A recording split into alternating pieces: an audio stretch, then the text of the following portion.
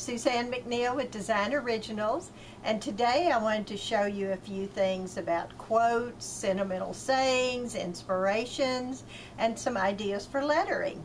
So let me show you a few samples first. This is the Darling Little Wall Hanging by Dawn Misch with the tangles inside of each letter.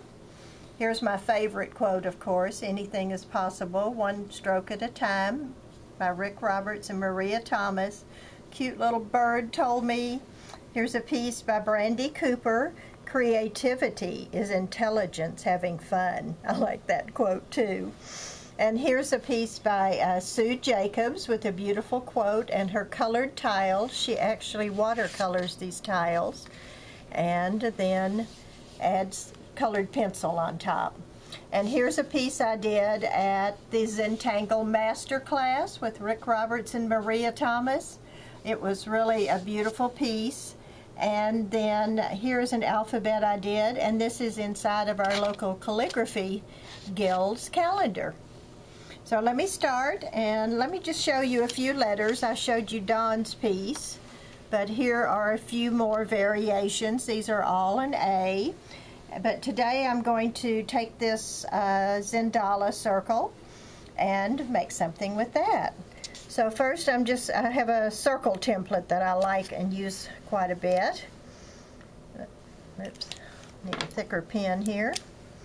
So I'm just going to take with my Graphic 1 pen and draw a perfect circle around there.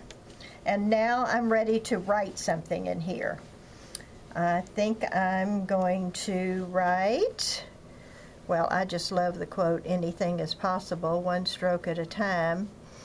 You know, I don't really think I have beautiful handwriting or calligraphy or anything, but I can sort of print. Just simple printing is acceptable because you're going to decorate it with lots of tangles, intricate tangles along the edges. So I like to do it with pencil first. And then I'm just going to take my Graphic 1 again, and I can see that my pencil lines are not exactly symmetrical here. So I'm going to just use those as a guide. And I'm going to be moving it over just a little bit as we speak.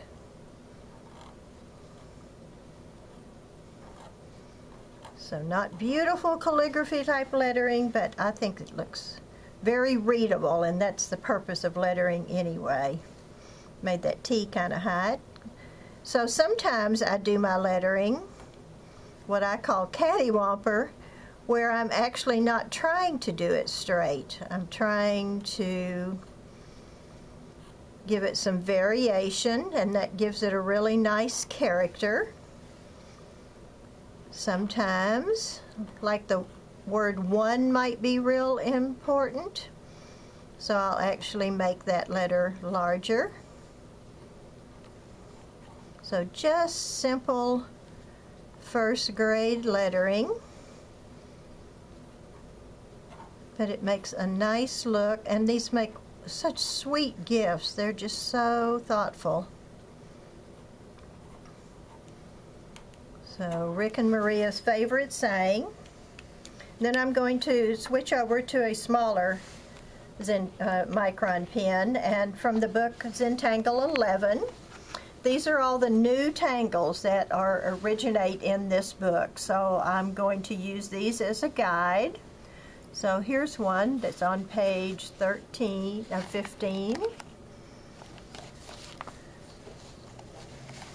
Actually, I like this one, Mellows. So I'm going to take that, and I can see that I started with a double line, so I'm going to get my template out and draw a second circle. So now I'm going to do these half moon or melon shapes around the edge.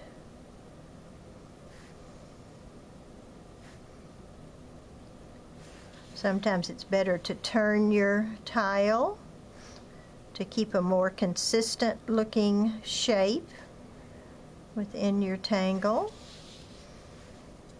So that by turning my tile, I'm actually doing exactly the same tangle each time I draw that stroke. Turn it one more time. So now I need to add this second little space, and then when I draw these rays coming out, I normally start in the center of that space, center of that space. And so now I'm putting 2 in this space, but by starting in the center, I'm going to show you that again. I'm going to draw this little space, but by starting in the center and then dividing it in half again, it's a little trick, so I don't have to measure. Now I can get a much better idea of how to judge those spaces with my eye. You know, Zentangle is something where traditionally you don't use a ruler, you don't use a template, you use a pencil only for starting the basic strings and the outline. And after that, it's all hand drawing, which can be so beautiful. So I think you get the idea of how I'm judging the spacing for each one of these.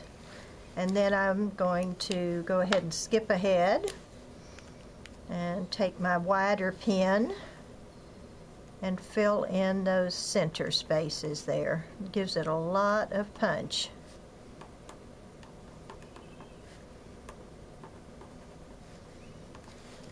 So one variation might be, I could actually repeat that a second time. So now I'm taking my arches and connecting the centers of the previous arches. Again, I'm going to draw that hump, and then I'm drawing the spokes out from that. Draw the hump, more spokes. Again, I'm dividing that space into quarters and halves so that my eye can judge how to add those spokes. And then my thicker pen, and fill this in. It gives a wonderful variation, all just one tangle,